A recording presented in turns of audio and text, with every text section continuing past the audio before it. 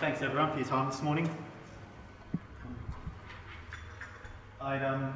Look, Geo-Exchange Australia, or geothermal heating and cooling, there's a few different terms you've probably heard of out in the marketplace, and I'll discuss a little bit sort of some of the differences in some of those, just to save a little bit of confusion in the actual, the terms being used around.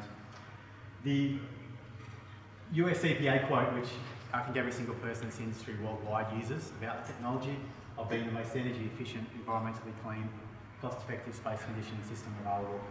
US EPA were one of the very first proponents of the technology, along with organisations like ASHRAE and other industry bodies.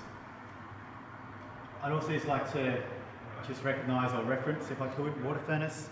They're the manufacturer of the actual heat pumps we use and one of the leaders in the research and development of the technology. I've also stolen most of their images for this show, so I can't get in trouble if I mention them now. Just briefly, we'll go through the presentation. I'm just going to talk about the evolution of the technology itself, how it came about, how it is that we're using it in buildings today. Just go through the basic Geo-Exchange 101. So this is the absolute basics of the technology and how it works. I'll then go through the type of clients that look at using the technology. Now this presentation is mostly sort of delivered towards sort of the residential clientele and more the higher end residential clientele. However, most of the things, including the definition of the clients and even the technology itself, scales up very easily into commercial. So if you are working in commercial situations, this will give you all the basics of that. I'll go through the benefits of Geo-Exchange. Some images of some of the installations around the place, just exactly how they go in. So that one of the things that I always find, particularly with some architects, a lot of builders and that, is this thing of something new, something different being on the site. Is it going to interrupt the building process? Is it going to get in the way of everyone else? Just sort of show how pretty easily we can slip into the building program. And then I'll just finish just with some basic contact details and a discussion about some of the certified training courses we run.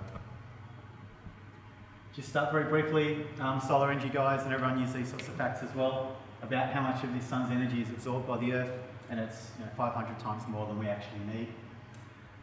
In terms of the terms that we use, it's not geothermal energy generation, and we often get asked that a lot, is how much electricity do I get out of the system? It's actually a heat exchange process with the earth. We're not generating electricity, and also we're getting our heat exchange process through indirect solar energy. That solar energy we talk about here that's hitting the ground and warming the earth is what we're using to provide heating and cooling to your building. It's only so we're not using hot rocks or anything from the Earth's core that's providing hot water to come up. We can work with that, but 99% of the time it's not what we're working with. There's a couple million systems installed worldwide, and it's growing sort of 10 to 40% per annum depending on what countries you're in. In some countries, particularly the UK, I think it's growing even faster than that.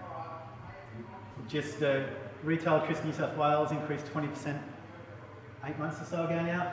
I know in WA there's similar increases, and basically Australia-wide we're getting these increases in electricity as being sort of approved, whether it's through government or through regulatory bodies to the electricity companies. So in terms of looking at sort of future-proofing a house or looking at what's happening in the future, it's definitely a consideration in the system. Right, just in terms of the evolution of the technology, evolution is probably a good term. We go right back into sort of what did the caveman do when it was too hot or too cold upstairs on the surface? He went into a cave. He went there because at several metres below the surface, a nice stable temperature, which is very habitable. The temperature once you're 2 or 3 metres below the ground is average annual air temperature, usually plus 1 degree. So in Perth, we're looking around that 18, 19 degree mark, being your ground temperature just a few metres below the surface.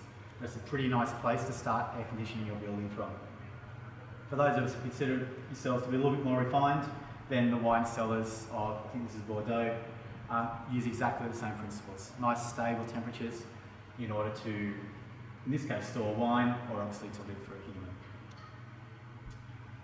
The basics of the systems. Essentially we have 2 main components. We have the actual ground loop heat exchanger, and then we also have the actual ground source heat pump.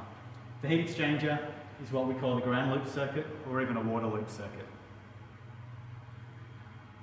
That is essentially what's providing us the heat exchange with the ground or with a body of water. So we could use, for example, the Swan River as a loop system. We also look at the refrigeration circuit or the actual ground source heat pump itself. So heat pump, not dissimilar to either an air source heat pump or even your fridge at home, has a refrigerant cycle, a compressor, those sort of main components. The water from the ground that we're pumping through the ground is coming up into the heat pump. If need be, that temperature that's coming up out of the ground is modified to suit the heating and cooling requirements of the home. And that comes down to the distribution circuit. We've already heard the talk from Rehau. We provide both hot and cold water or hot and cold air. So if you want underfloor heating, we'll give you the hot water to do your underfloor heating. If you want chilled water for chilled beams or some fan coils, we'll provide you with that. Also, if you want hot water for radiators or for heating a swimming pool, we'll provide that for you as well. We'll also provide you hot and cold air if you want a ducted air system. So essentially, whatever you're after, however you want to distribute that through the building, we'll provide you with the source for it. The other fourth component to what we do is actually the hot water circuit. So we can provide also hot water, either as a byproduct of the system or directly. And how we do that really ends up depending on the actual application. In a commercial application, we might provide it more directly. In residential, it tends to be more a byproduct of the actual heat generated by the system itself. Just a quick schematic on sort of the most basic system. We have the ground loop circuit in the ground. We're in cooling here, so we're taking the heat out of the building from the return air through the ground source heat pump. That heat is getting transferred into a water that goes down into the ground. It's doing that through the refrigeration circuit. That warm water that's going to the ground then essentially is trying to equilibrate with the ground temperature, because that's what heat wants to do. It's just going from hot to cold. So it's equilibrating with the ground temperature, coming back up comparatively cool to the heat pump, and then we can provide cool air delivered to the building, or chilled water of course as well.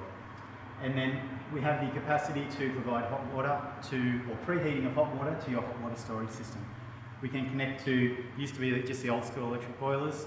We can also go with solar hot water systems or an air source heat pump as well, as long as there's connections for us to fit into that storage tank. In the heating cycle, the system's just reversed. There's a little reversing valve in there. Thermostat tells you that you now want heating. We're taking the cool air out of the building.